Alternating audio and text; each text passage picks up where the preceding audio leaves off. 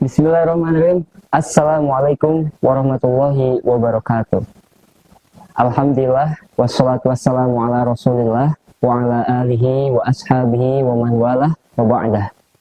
Sahabat RN TV yang dirahmati oleh Allah Subhanahu wa taala dimanapun berada.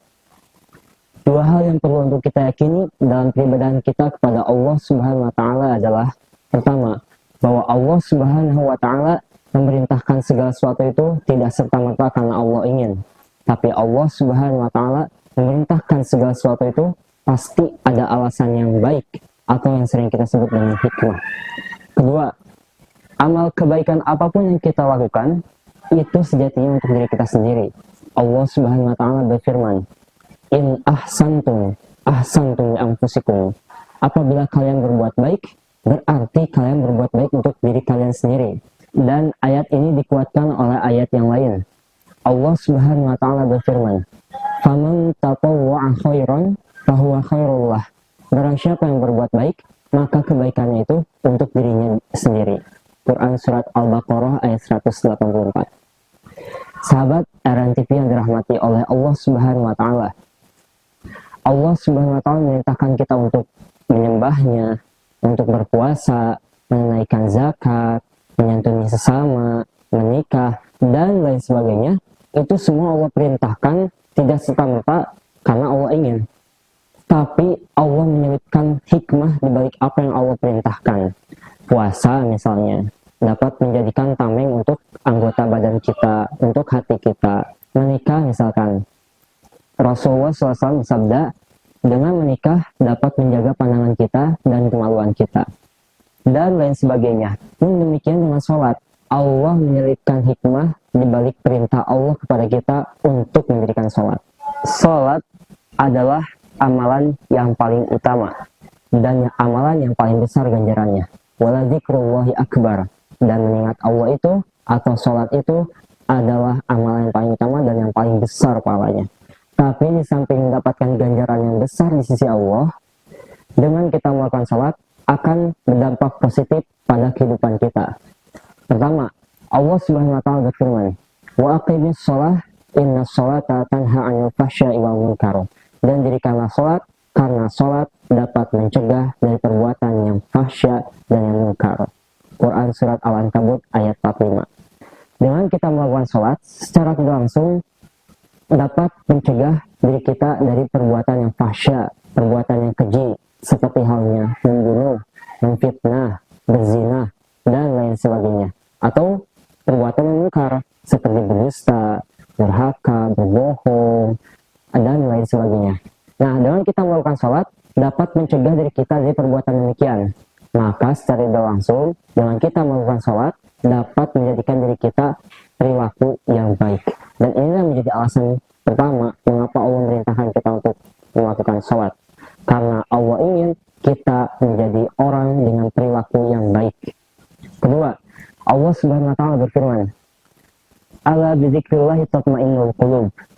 Ingatlah, hanya dengan mengingat Allah hati menjadi tenang. Quran surat Ar-Ra'd ayat 28.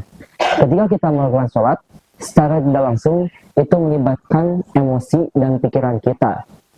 Maka ketika seseorang melakukan sholat, seharusnya dia itu memiliki hati yang tenang dan pikiran yang cemerlang. Dan ini menjadi alasan kedua mengapa Allah memerintahkan kita untuk sholat, karena Allah ingin kita menjadi orang yang berjiwa tenang dan berpikir cemerlang.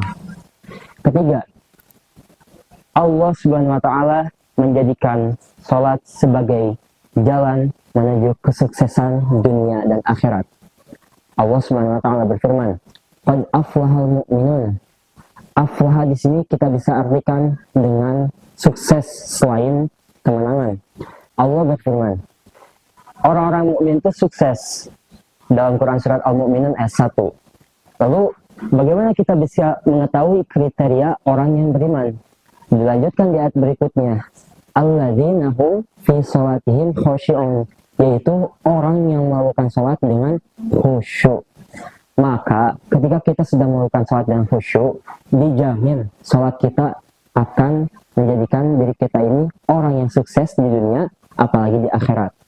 Keempat, sholat Allah jadikan sebagai sarana curhat terbaik.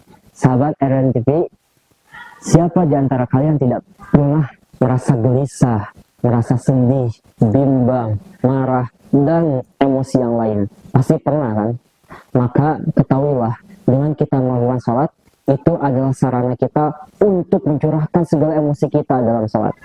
Sejarah memaparkan bagaimana Nabi Zakaria alaihissalam yang telah tua renta, telah beruban, tapi di usianya yang begitu tak kunjung diberikan anak.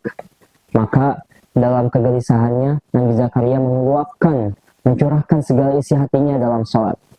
Hal ini dipaparkan oleh Quran surat Al-Imran ayat 38. Hunalika da'a Zakaria rabbah. Dan di sanalah Nabi Zakaria berdoa kepada Tuhannya, memanggil Tuhannya. Qala rabbi habli min ladunka dzurriyyatan thayyibah. Wahai Tuhanku, karuniakanlah kepadaku anak cucu keturunan yang baik.